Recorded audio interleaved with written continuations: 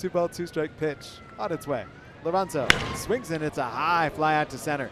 Lasko backs up, nears the wall. Lasko jumps up and he makes the catch.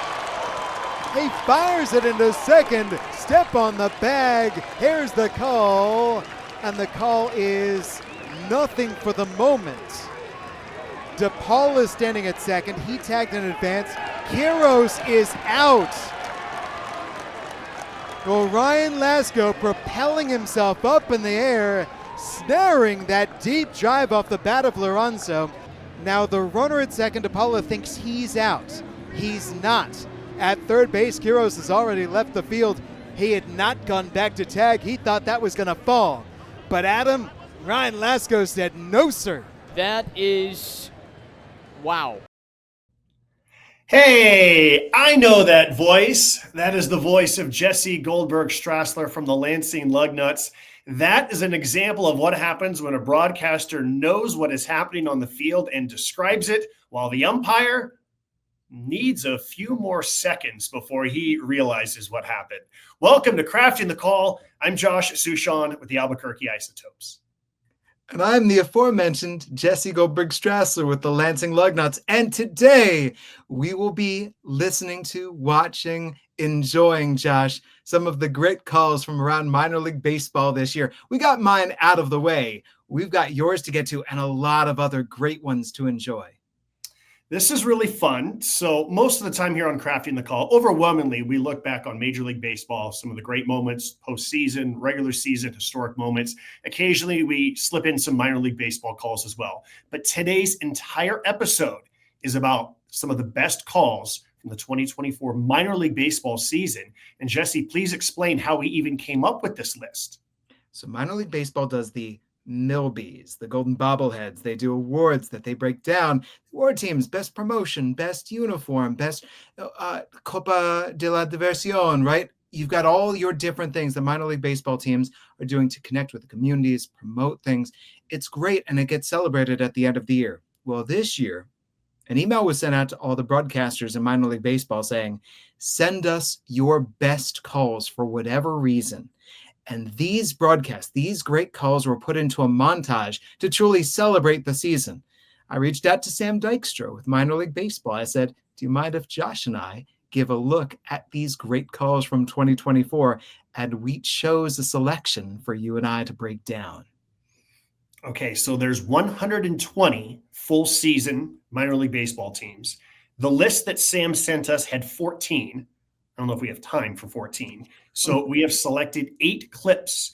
And I like these clips because it's a variety of different levels. We'll have some single A, some double A, some triple A, and we'll have a wide variety of different types of moments from the season, Jesse. Well, and the thing is, just like with that first play, so Ryan Lasko of the Lansing Lugnuts back to the fence, and you combine the spectacular, that's a really nice catch, with the surreal. Isn't there an out? Shouldn't we have a call? So we're going to see both the spectacular and the surreal because just like we say, any given Sunday in football, on any given day in minor league baseball, something might happen that you have not seen before. All right, let's get right to it. We're going to start with the single A Daytona Tortugas. This is the Reds affiliate and a very unique ending to this game. The 1-1. Swing and a line drive right center field. That ball's down for a base hit, and it is going to roll deep. Burns is going to score. They're going to wave home another runner. Here comes a potential winning run. The throw to the plate is in time. Valdez is out. And heading for third is Cabrera. And the throw gets away. The throw gets away. Here comes Cabrera. He's going to circle the bases. A Little League home run wins it. I don't believe it. I don't believe it. A Little League home run by Ricardo Cabrera, who's being mobbed to the backstop. An out at the plate, but a walk-off on the same play. Okay, go ahead. Brennan Mense is on the call. One of my favorite things about this is the sort of play that I love the fixed camera, that the camera never changes, right? All we've got is this shot from right behind home plate, and we can see where the ball goes in right center, and we can see all the runners. I don't need to see where the ball is now in left field because all I need to see is the on-deck hitter chucking his helmet and chucking the bat, and that's wild. the potential game-winning run getting thrown out of the plate. Oh, here comes the winning run because the catcher threw it away. What a wild way to end and win a game. I think this is a really good call from Brennan. Now, one of the things that we do, in case it's the first time you're ever watching Crafting the Calls, we nitpick. We feel like this is how we get better, is we look at different calls and we say, okay, if you were to do it again, what would be the slight thing that you would do different or the major thing that you would do different? Overall, I think that Brennan was great on this call. The slight things that I would do different, he says, I believe it was another runner coming home. Yeah. I'd like to give the name of that, but he says this would be the winning run, which I think actually becomes more important than the name of the players, that this would be the winning run. So I think that he does a great job on that. Then he describes the throw, and he repeats himself a couple of times. I don't believe it. I don't believe it. And then there's another phrase there that I forgot to write down about just how wild this play was. I think that if Brennan would have paused a couple of times within all of these different throw, catch, out, throw, I don't believe it, I don't believe it, they're mobbing him. If he would give himself like a little half second or even like 2 seconds, I think that his voice would sound a little bit better. I think he'd be calmer, and I think he could really what we call punch the call a little bit more. What do you think about this being called a Little League home run? Because my association with the Little League home run is a grounder that gets thrown away twice, maybe once by an infielder, once by an outfielder, and a guy who hit the ball maybe 60, 70 feet is circling the bases. In this case, this is a gapper. There is an out recorded, so the defense did something very well. They executed at the play of the plate, and now he does circle. I resist this being a Little League home run. I agree with you in principle on this is not a textbook Little League home run. But it's the batter who scores.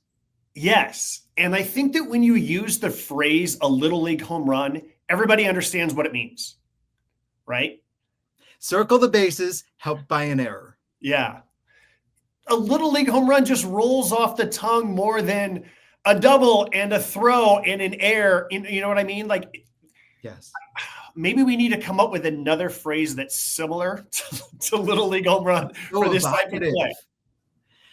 That I agree in terms of Brennan with the vocal control. I thought that you made a really good point in terms of where he stepped in it and where he righted himself. They're going to send in another runner. He's taken by surprise. He does not know who that runner is. Like he's looking at this first runner scoring. He's watching the ball in the outfield. Oh, look, here comes the second runner. And then to regain himself, to declare that this is going to be the game-winning run. And then he's right on the call of the plate that it's out. And then he's right in losing his mind when the ball gets thrown away. This is tough.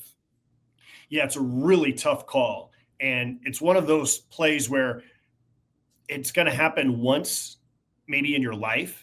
And so in order to be able to nail it is really difficult. Even if this play happened 100 times in a row, it would be difficult to perfectly call it, right? All the different things that we're nitpicking.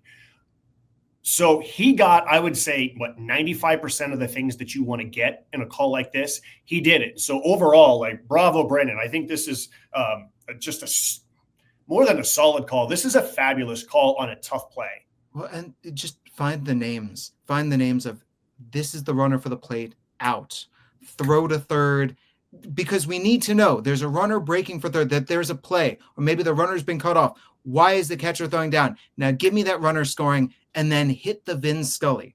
Once you've punctuated it, you've got pictures here that are telling the story because the pictures are awesome. Yeah, great job by the broadcasting crew for Daytona in capturing the pictures, even though it's only one camera from behind home plate.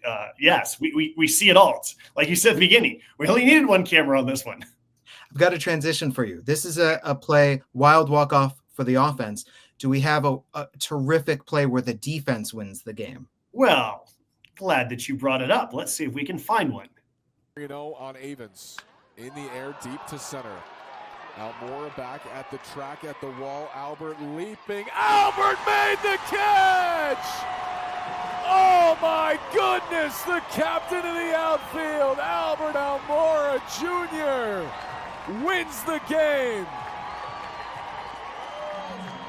Oh baby, what a play! Albert way deep in front of the 410 sign, scales the wall, steals it away without a doubt. It's a Reno Aces victory.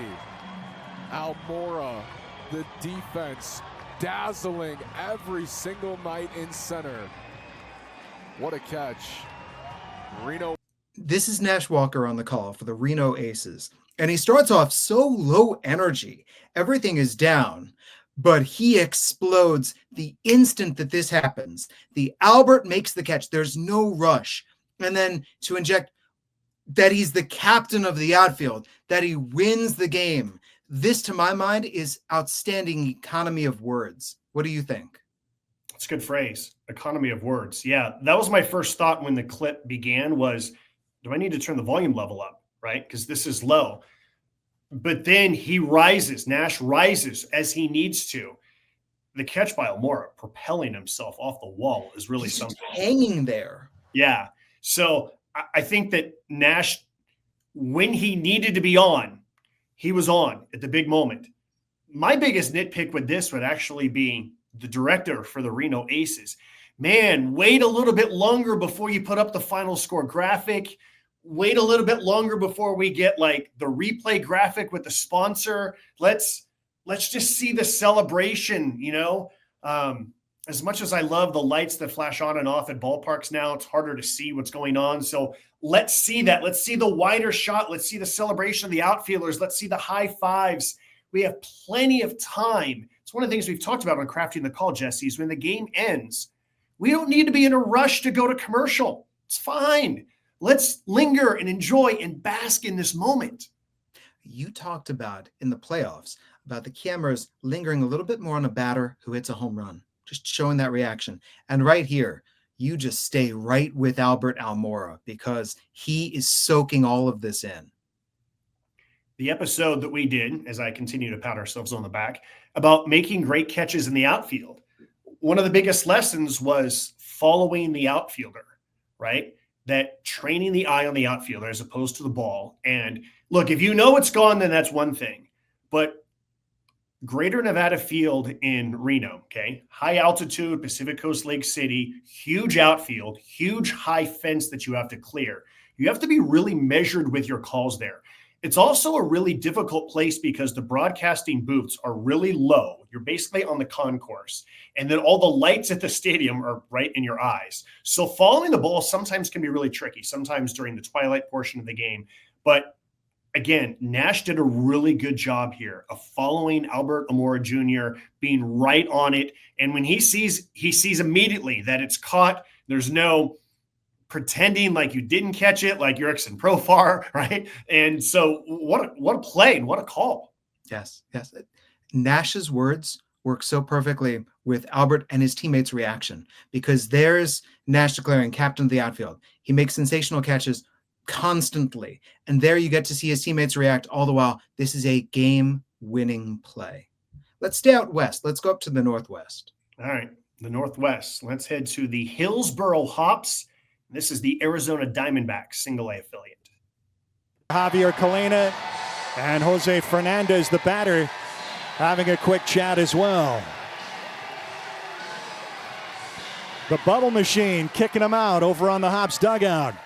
Fernandez steps in, right-handed batter, right-handed pitcher. First pitch swing, ground ball up the middle, it's through for a base hit. Pena scores, here comes Conacello, he will score! The Hops win it, they win it, I don't believe it! The Hops come from 5 down in the 9th inning and keep their season alive with the most unexpected rally in their history! Jose Fernandez, a two-run walk-off single, and the Hops are still very much alive, heading to the final week of the regular season. Yeah, baby!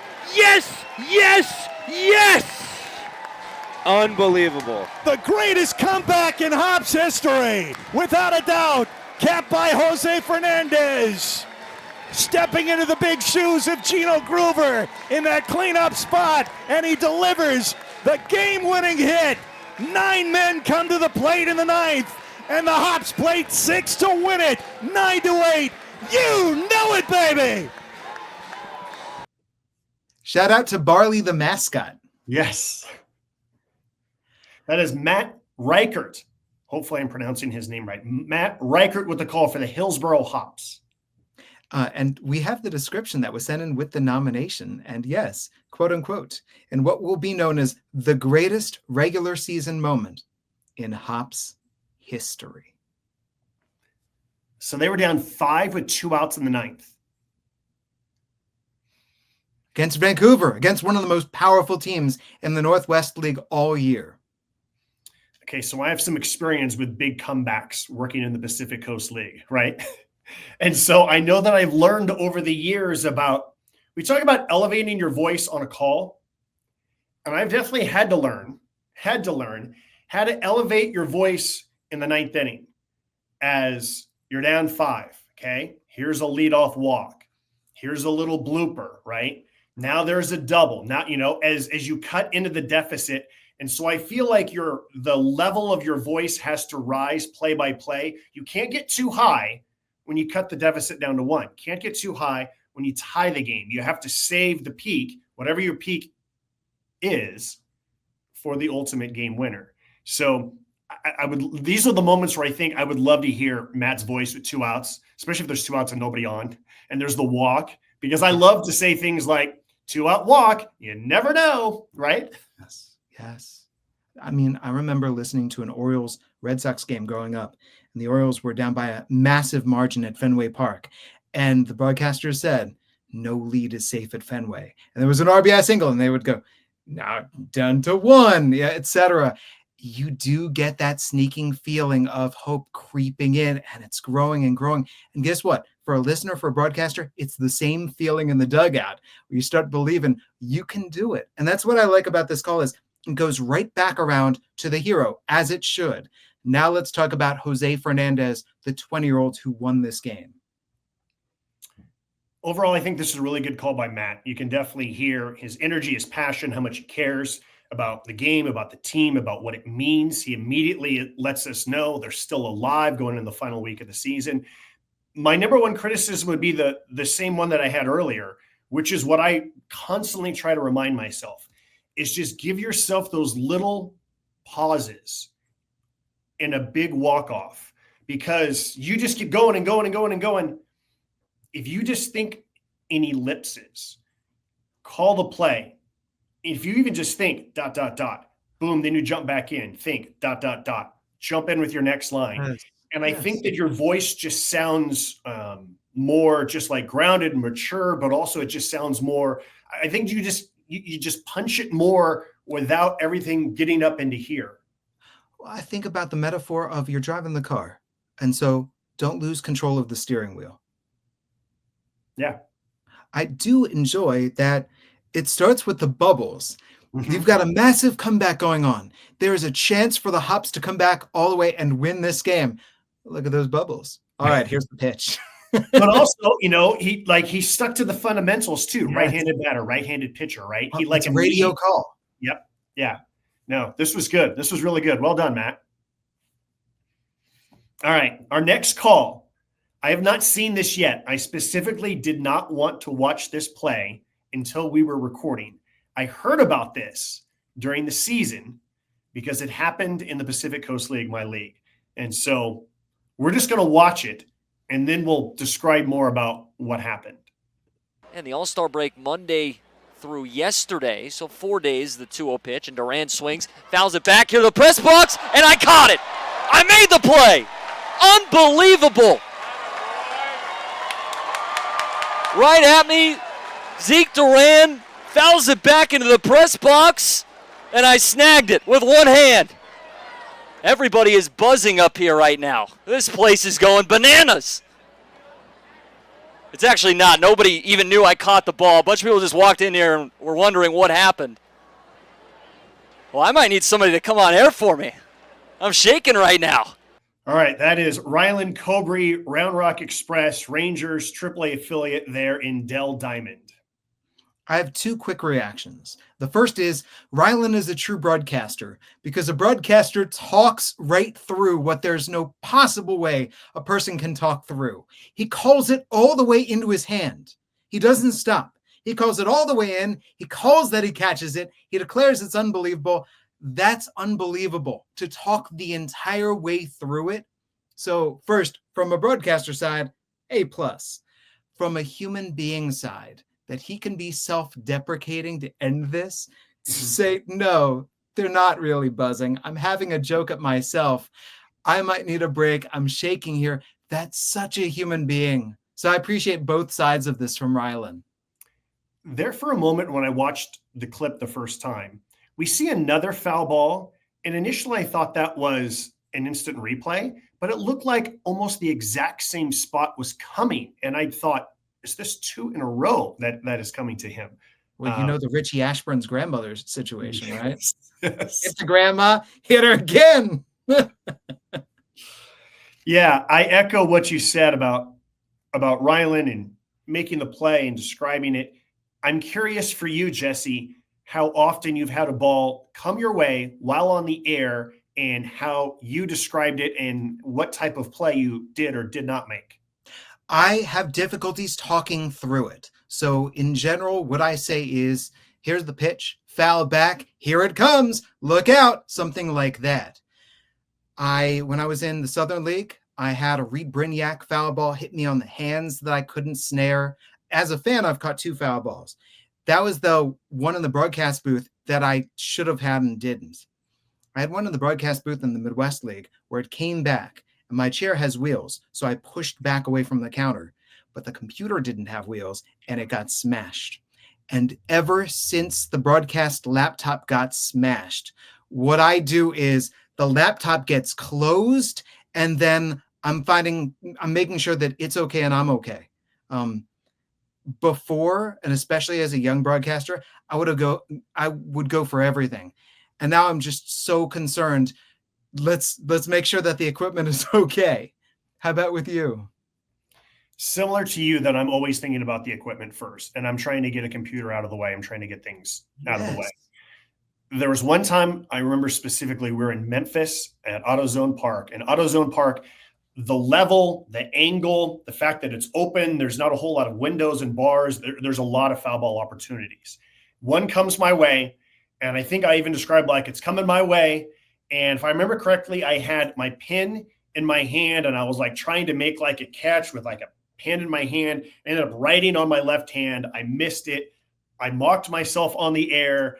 A bunch of the guys in the Isotopes dugout saw that. They put their hands up in the air. They're doing like this at me. The next day, our hitting coach at the time, Dave Hadjick, he's got a ball and he goes, "Hey, Josh, ready to practice for tonight?" And just starts throwing me balls to like practice. We keep butterfly nets in the broadcast booth in Lansing. Yeah. Just in case you need one. There was a second time, and I'm struggling to remember if this was in Sacramento or if this was in Round Rock, where I said, foul ball, it's coming my way. And then I see the speed of it, and I get out of the way, and I even say on the air, I want no part of this. And then, but I usually say, is the equipment okay? All right, microphone's working. We're still in the air. I see the word connected. Like I usually try to mock fun about, I'm not a player. I'm not trying to be a player. I just want to make sure we do not go off the air. I had an intern years ago who wanted to go out there and shag flies during BP. And the hitting coach came over to me one day and said, "Tell your guy that the dream is dead." And so any time now that anything comes up baseball wise that, "Hey, Jesse, do you want to do this?" Or "How about you catch that?" I'm like, the dream has died. But for a foul ball to get into a broadcast booth, in general, it's probably whistling. So I wonder how hard that one was. And Rylan one-handed it. Unbelievable. Yeah. Well done, Rylan. Way to go. I've also shagged balls during early batting practice, which is super fun. It's also super embarrassing when you miss it and everybody makes fun of you. But when you do make a catch, and people clap and all that. Yeah. Yeah. You don't want to take up the athletic trainer's time. They're busy. The one thing I will say, and again, I have not shagged batting practice very often, but when I do, it's a good reminder about just how hard it is with sun. It's a good reminder about how much the ball carries in Albuquerque, right? Like the ball comes and I might just trying to get like a read on it. and it's over my head and it's way, it's a home run, or, my brain is trying to process, do I go in, do I go back, do I go at an angle? And somebody else is already like 2-3 steps on, and actually makes me appreciate just how good they are. So it's probably something that I should do more often, because it is a reminder of just how big the outfield is and how hard these guys hit it and how hard it is to make these catches in a high sky with sun issues and all that. That leads into an entirely different topic. I'm glad that you brought that up so we could touch on it briefly. Whenever you go to a new ballpark, that is how a smart defender uses BP, is figuring out the caroms, figuring out how the ball flies. How's the wind playing tricks with you here? Where's the sun setting? All those different things where you go, how is it going to be for me to play my usual position here? And if we as the broadcaster go on air and going, I lost the ball in the lights. Well, is there something about this facility that is making it more difficult for him than other places? So now that you bring that up, the new schedule for minor league baseball, I don't know if it's still new anymore, but for 4 years now, it's a 6-game series, which means that you travel on a Monday, sometimes you travel Tuesday morning, and then you play 6 games. Before that, 4-game series in the Pacific Coast League, we would usually be traveling on the same day as game 1 of the series. Yes. There would rarely be batting practice because everyone is so tired because we've been flying all day, connecting flights, check into a hotel, try to get a nap, try to get some lunch. And so the infielders and outfielders rarely would get that full batting practice to get a feel for the wall, the fence, all these different things. Now, we always take batting practice day 1 of the series. It's a given that you would do it, so you can learn it. And now that I've been in the Pacific Coast League for 11 years, I don't need to do this as often anymore as I used to. But especially if it's a new ballpark, or maybe just to remind myself, I like to walk around the entire field. Sometimes I'll do it on the warning track. Sometimes I'll do it where the fans are closest to the field, because I want to make sure that I know if it goes over this, but it doesn't go over that. Is it a home run? Is it a ground rule double? Like, what are the different areas where somebody might be able to make a catch, where there might be fan interference? And so I think it's an important thing to walk the field yourself as a broadcaster to get an idea about where you might run into something, and you really need to know it to describe it. Yes, more than just fast infield, slow infield. We struggled on Tuesdays because our pitchers would take time to try to figure out the pitcher's mound. And then the rest of the series, they go, okay, this mound here is higher, this mound here is lower. But for a broadcaster, it's the same thing. Like, it's a good idea to be in the booth during BP2 just to say, how am I watching the ball fly? How are things happening? I tell young broadcasters all the time, during batting practice, sometimes be behind the cage. Yes. So that you can get a sense of just how the ball is carrying, how the wind might be impacting it. But sometimes watch batting practice from the press box and practice. Maybe it's every other call. Just get in the habit of like, okay, this is a ball, visualize. This is a double to right center. This is a lazy fly ball to left field. This one's got a chance. Like, all those different things that you might say, do that during batting practice. Yes, agreed. All right, so far we've had lovely plays. But we haven't touched on the true delight of minor league baseball, which is double headers. 7-inning double headers. Yes, which maybe something might happen that you've never seen before. Let's find out. Kyle Bernovich for Bowie. The pitch, driven deep to left field. Back goes Lyle. He's looking up. Circle the bases. Noelbert Romero. Romero walks us off in game 1. 2-run walk-off shot. The Bay Sox win 6-5. It's Noelbert Romero. He is mobbed at the plate by his teammates and absolutely fired up. Working for a second walk-off today. Bases loaded, first pitch. Driven in the air. Deep left field. Pinckney's back. And it is off the wall. Beaver scores. Here comes Ben Cosme. Noelbert Romero. Lightning strikes twice. A walk-off base hit in the bottom of the 7th. And for the second time today, Romero wins it for the Bay Sox. 3-2, the Bay Sox take both legs of the doubleheader. What a day of baseball, and what a way to blow out the candles on the 30th anniversary of Prince George's Stadium.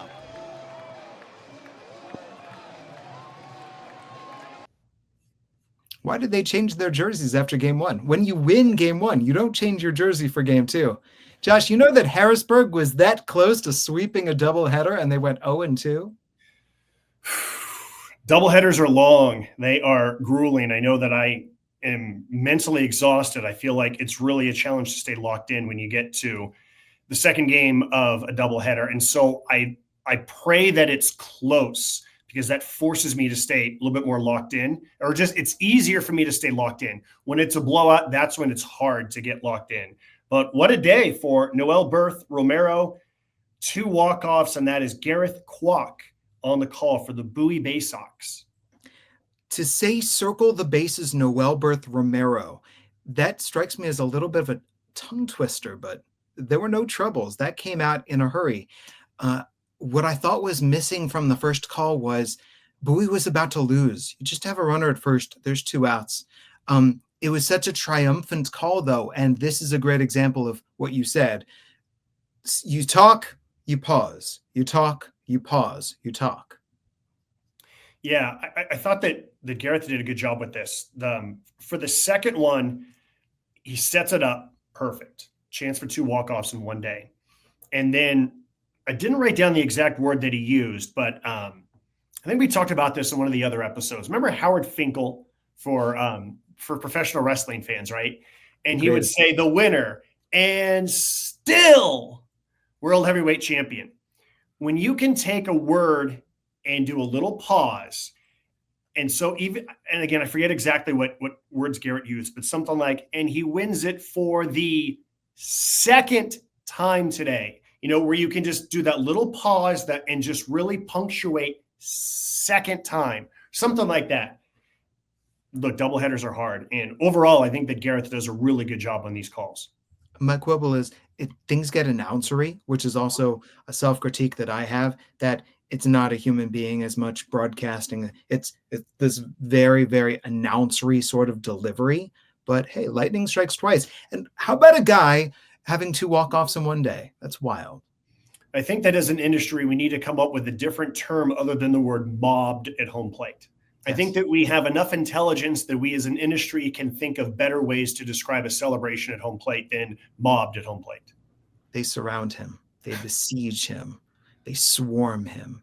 Okay, we can keep I like swarm. Swarm. I like swarm. Maybe we'll workshop this before another episode. Yeah. All right, let's keep moving on, because we have something from we have something involving the Albuquerque Isotopes. I love that team. Shouldn't have moved out of Springfield. All right, let's see how I called a very unique play, and then we'll get into this. Let's flock to this call. And Veen can once again get a huge lead. He's threatening to maybe steal home. Now he shortens it up. And first pitch is taken inside for ball. I'll tell you this, you've got a left-hander on the mound, so his back is to Veen. The third baseman is way off the line. And Spire kind of has a high leg kick. If Veen's almost halfway home right now, then he shortens it up. Spire looked over at him. Now he's backpedaling toward third. The 1-0 pitch is a called strike. If Veen does try to steal home, you kind of want to get your momentum going. Perhaps he's trying to time it. He's taken off. Here he comes. Throw home. High. He stole home. Zach Veen steals home. Montero to third. Heron to second. Zach Veen has stolen home a straight steal, and it's 5-2 Isotopes. I'm telling you, he was thinking about it, and he made it with plenty to spare. Even if the throw home would have been accurate, I think he still would have been safe. Well, I'm telling you. I love that we talked about how should a broadcaster call a straight steal of home, and it was all about the anticipation. And there you are, this entire plate appearance going, look at Zach Veen. I know what he's thinking. Put you in position to succeed. put him in had. position. I never had a straight steal of home in my first 10 years with the Isotopes. I don't think I ever had one when I was single A either. So we did an episode, one of our first episodes, straight steal of home. We looked at a lot of different calls, and we kind of broke down what are the key things to look for. That episode was totally in my mind as we watched this clip. I'm talking about how far the third baseman is away from the line. So that means you don't have to worry about getting picked off.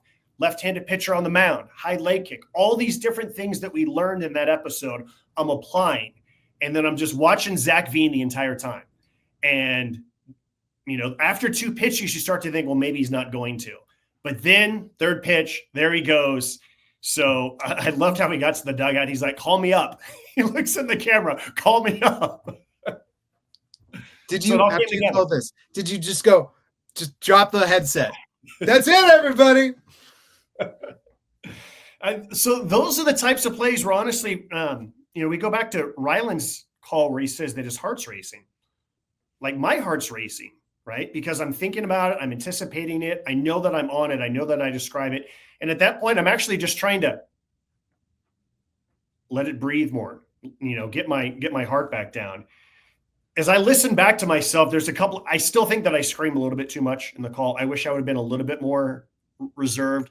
Few other things that when I nitpick myself, things like he's kind of got a high leg kick. No, he does have a leg kick. Just be more assertive in what I'm describing. He does have a high leg kick. Or I think I said, you kind of want to get your momentum going if you're Zach Veen. Stop using the word kinda, Josh. Just be more assertive. Just say you want your momentum. Be authoritarian. You want your momentum going forward. And all of those things he did. Congrats to Zach Veen. I thanked him the next day for giving me a great call. I think you also interrupt your very first call of the pitch, where you're calling that the pitch is a ball inside, and you interrupt it to get right into him, which, okay, finish the call of the pitch. Mm-hmm. But if I'm listening, if I'm watching, I am so glued to, is Zach going to try to steal home? And I think that's where a broadcaster elevates the game is you've given me something to anticipate. You've given me something that reaches out and grabs me and says, let's see if something happens here together. And that's where I think that it's so good to be a human being at the end of the call, whether it's Rylan commenting on how he's feeling, whether it's you saying, I'm telling you, because that's you as a human being going, I knew it. It's a good point you make, Jesse, because you think about, look, baseball has so many games, and most people who are watching baseball games, they're listening, it's on in the background as they do things. And so I think it's our job as play-by-play announcers to not do this so often that we're the boy that's crying wolf, but to let people know, hey, something might happen here. This is a big moment in this game right now. Biggest moment in the game so far, even if it's only the third or fourth inning. But also it's 4-2 at this point. This is a game it's late at night. It's Tacoma. It's probably 10:45 Mountain Time as this is happening. So let me give you a reason why you should really pay attention here just in case. Let me add in too. This is a radio call by you because if someone is watching on MiLB TV, they're getting the Tacoma home call. They're getting Mike Curto on the call. So like we heard at Hillsboro before, it's a home game for Hillsboro, but it was called as a radio call. This is a straight radio call for you with that steal of home. Yeah, so we took the Tacoma Rainiers feed, and then shout out to Shosh Chitness, who is the video coordinator for the Rockies, and he gave me a couple of different angles so that it could be edited that way. So took out the Tacoma Rainiers announcer, added mine, added a couple of different angles from it to all put it together. In fact, I think you were the one who gave me the idea to reach out to our video coordinator. So shout out to everyone who helped create all the different angles so that we can see that the way that we did. I'll bring that up, especially radio, because next up is Asheville, and this is also going to be a radio call. Yes. No images, just words. Old-fashioned baseball on the radio. And Garcia hits a fly ball into right field. Jones going back towards the warning track, turns, and he's going to have to play it off the wall. Matthews rounds third. He's coming in to score. Stopping at third base is Deming, and John Garcia delivers an RBI double. Fly ball very deep center field. Cermak sprinting back, won't get there. Ball bounces on the warning track. One hops the wall. Garcia, big turn around second base, but he will put the brakes on. And Garcia has his second double of the game. Garcia swings and lines it deep into left field. Diving attempt by Ledbetter. It's off his glove. Garcia into second base, standing up. That's going to be John's third double of the game. Garcia swings and drives it into right field. This is deep. John hits it off the top of the wall. He's going for another double, and he's in there. Garcia swings and shoots a ground ball inside the third base bag. It's rolling up the line. Garcia rounds first. He's headed for second. Garcia has done it again. 5 doubles for Garcia. You got to be kidding me. That is Doug Maurer, Asheville Tourists. That is the Astro single A affiliate with the call of the 5 doubles, Jesse. So I want to ask you, before we really get into Doug's calls, when you start seeing something that you go, this is historic, and not just for our franchise, but baseball in general, because the major league record for doubles in a game is 4.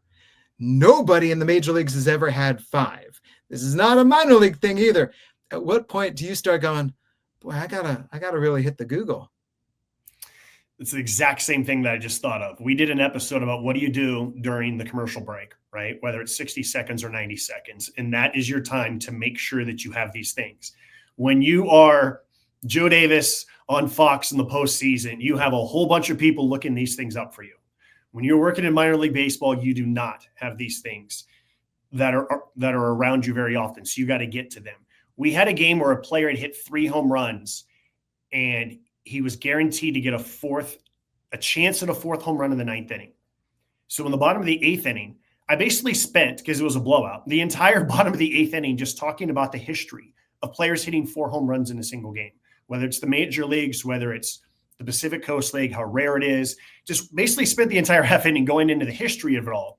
Again, because the Isotopes were getting clobbered, and I wanted something interesting to talk about. And I wanted to spend the entire half inning setting the stage so that when this guy came to the plate, I was no longer giving the history. I was just locked in on everything that he was doing. So it turned out he did not hit a 4th home run. But I think that goes to answer your question about getting into Google, getting into your record books, wherever you keep things, so that you have the historical implications of this. This took place June 5th, 2024 against the Bowling Green Hot Rods. John Garcia doubled in each of his first 5 at-bats. The 5th one was in the bottom of the 7th. Josh, he came up again.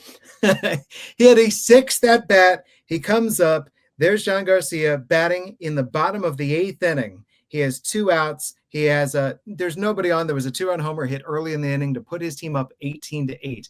And I can just picture Doug going, let's go for 6. Unfortunately, he struck out.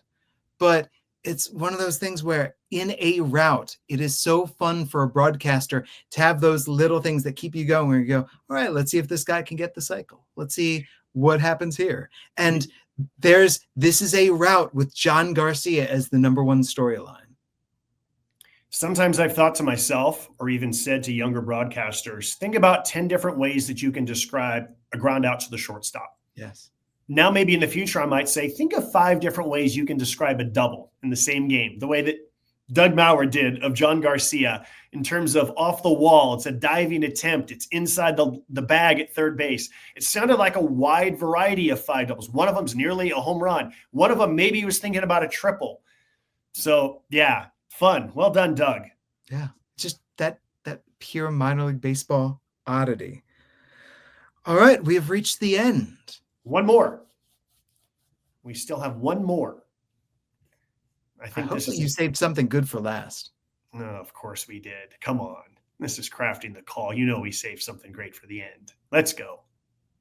Down him in the righty set, the pitch to Rock. Hit in the air to deep right field. Pellini back at the wall. Goodbye! Home run! Walking off Rock Grigio!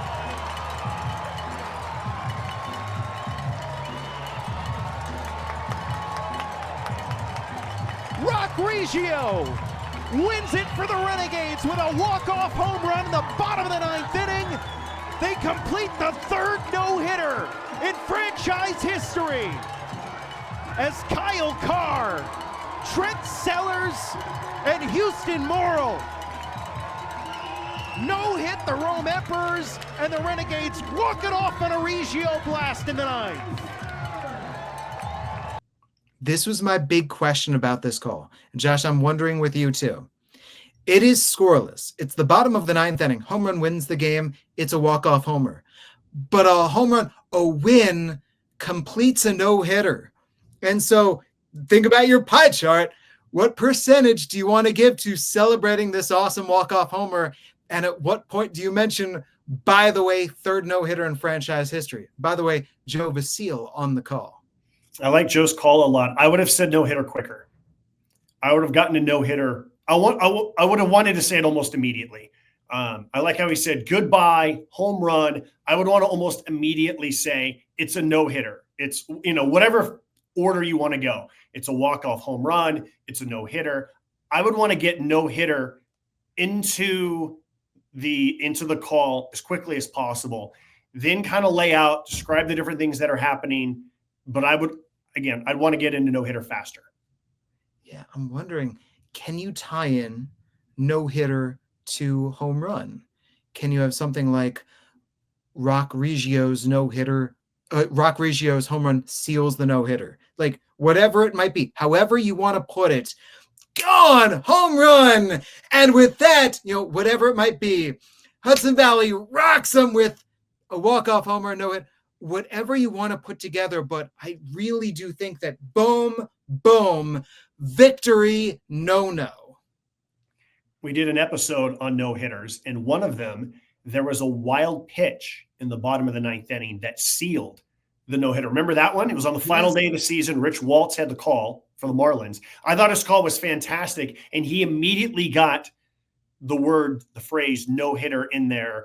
And I think he said something like a no-hitter in a strange way, or some sort of unique type of thing that he did, which I thought was really, really smart. And again, this is why it's the whole point of crafting the call. We look at these moments, we go, great job. How can we make it even better? Right? Yes. How do we tie it together, especially when you have important things going on? Let's go all the way back to Nash Walker. Mm-hmm. It's a tremendous leaping catch of the wall. When do you say that it won the game? And so Nash celebrated the catch, and then he goes, Albert wins it. And just that easy, we know that catch is out number 27. And so just the same thing right here.